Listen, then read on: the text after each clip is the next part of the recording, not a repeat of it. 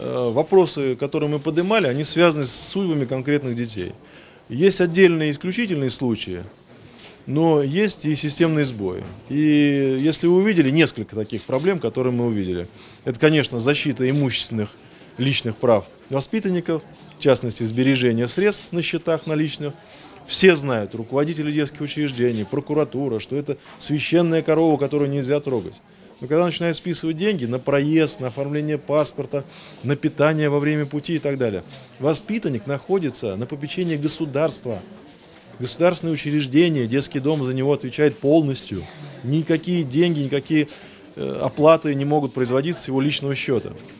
То, что должен делать детский дом и государство. Первая проблема. Вторая. Я не случайно сказал, что именно вчера президент в своем выступлении посвятил особое внимание проблеме преступности несовершеннолетних. Это при том, что в принципе преступность сокращается, но мы видим корни того, что у нас в прошлом году примерно 50 тысяч детей убегали из дома, из учреждений. У нас примерно в равном соотношении из дома и из учреждений убегают. И когда дети бегут из учреждений, и не фиксируются эти побеги, не занимаются профилактикой, не выясняют причины побега. Тем более, когда дети убежали и совершили преступление, я привел несколько случаев, это просто те случаи, которые вскрыли мои сотрудники.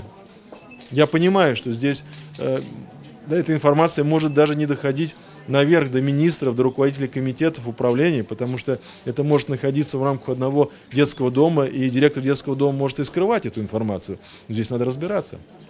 Потому что если этим не заниматься, то мы просто рискуем жизнью ребенка. Он либо сам станет жертвой преступления, либо совершит преступление. Что уже и произошло вот в конкретном случае, который я приводил. Поэтому по этой части надо разбираться и все-таки вести четкий учет и самовольных уходов, и розыска несовершеннолетних. Потому что мы создали целый национальный центр поиска пропавших детей. Мы сегодня отрабатываем регламенты, мы сегодня добились приказа, который появился, совместный приказ Генеральной прокуратуры, Следственного комитета, МВД, который обязывает в течение суток начинать уже возбуждать уголовное дело и начинать розыски. А тут дети уходят из учреждения, и по закону директор через 3 часа отсутствия воспитанника должен бить тревогу, сообщать в полицию. Я не понимаю руководителей таких. Они что, считают, что они безнаказанными останутся? Или что? Они считают, что они лучше знают, где ребенок находится. Но если ты знаешь, где он находится, беги его, возвращай.